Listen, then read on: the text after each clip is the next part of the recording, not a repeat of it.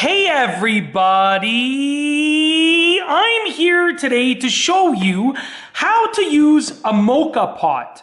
Now this is a Moka pot. It is also known as a stovetop espresso maker. And I'm going to show you how to use it. It's actually really simple. Now you see there are essentially three parts to this. There's a top, there's a basket, and there's a bottom. You're going to start off by unscrewing the top just like that.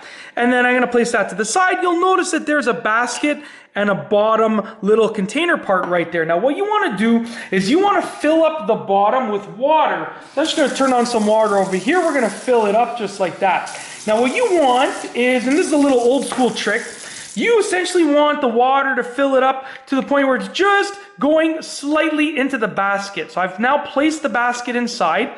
Now you can see the water is substantially in the basket. So that's a bit too much. I'm going to pour some out just like that. We'll pour a little bit more out. You want to get just enough water in there to the point where it's just basically just touching the basket, okay? As you can see, I poured a little too much out. There's not really any water on the top, so I'm just going to put just a drop in, just like that. All right, so that's basically perfect right there. There's just a little bit of water in the basket. Now, I'm going to take the camera over here. Okay, now as you can see, I'll just place it over here. In the basket, that's where you want to actually put the espresso grinds. So right here, this is some espresso grinds that my parents have at their house. I'm going to just get the spoon and carefully place it in the basket just like that. Okay, just enough to fill up the basket to just about the top, give or take. Okay, now here's another little old school trick, because I'm Italian, so this was like a huge part of my life, and it still is. You don't want to tamp this down. Some people will tell you to tamp that down. What I've been taught from my grandparents is don't tamp it down. So you want it just like that. The espresso is just going over the top. Now you want to take the top of it, you want to screw it on nice and tightly. Make sure it's nice and tight because you want to keep that water in there. You're going to place it on the stove just like that.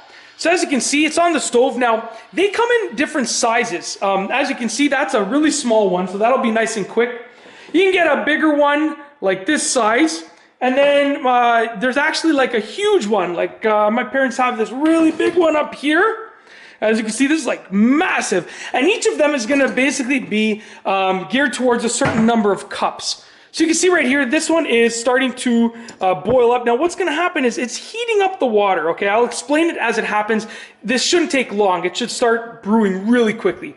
It's heating up the water in there. And as the water travels up, it's going to pass through that basket with all of the espresso grinds in it. And as the water passes through the basket, it's going to come out of the spout over here, okay? And you'll notice that it's going to start to fill this up. Now, here is the trick to this. And this is like I'm telling you, this is stuff like way back, generations ago, that my grandparents told me. These are little tricks, and you're not going to find this in a book, okay?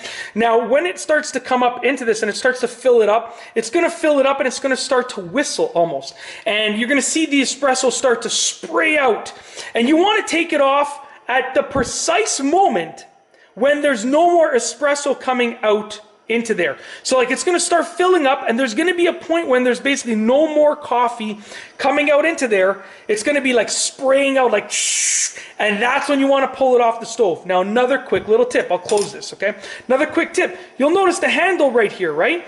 If you place this on a big burner, the handle's going to get hot. You're going to go pull this off, you're going to burn your hand. It's so hot. So what you want to do is you want to place it to the point where the handle is just off of the burner, so that the handle doesn't get too hot. And the handle's not going to be metal, but it's going to be most likely a material that will heat up. So as you can see right here, it's just off, like the handle is not even hot at all, and it's already been on here for a while, okay? So you can probably hear, I'll be quiet for just a moment, you could probably hear that it's starting to boil up, okay? And you're going to notice right now you start to see it coming out. Check that out. Hopefully you can see this. I'm going to probably try and turn on a light over here, okay? There we go. All right, so as you can see, it is now, the espresso is now coming out into the Moka pot, okay? And it's coming out a little bit faster. It looks delicious. I cannot wait to enjoy this, okay? Now, you'll notice, you're going to see when it gets to the point where there's no more, it's going to start spraying. That's when you pull it off. Now, not every Moka pot is going to spray, but you're going to notice there's going to be a point when there's no more espresso coming out. And at that point, you want to remove it from the heat.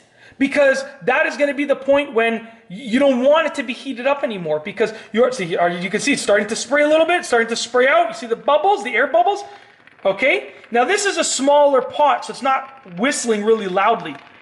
But you can basically see right about now, you can see there's pretty much, we're getting towards the end right there. And at this point, I'm going to basically, now that it's starting to spray out, as you can see, I could a couple more seconds. You got to find that precise moment. You can still see it rising up.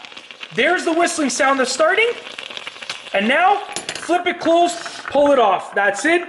Make sure you turn your stove off. Always safety first.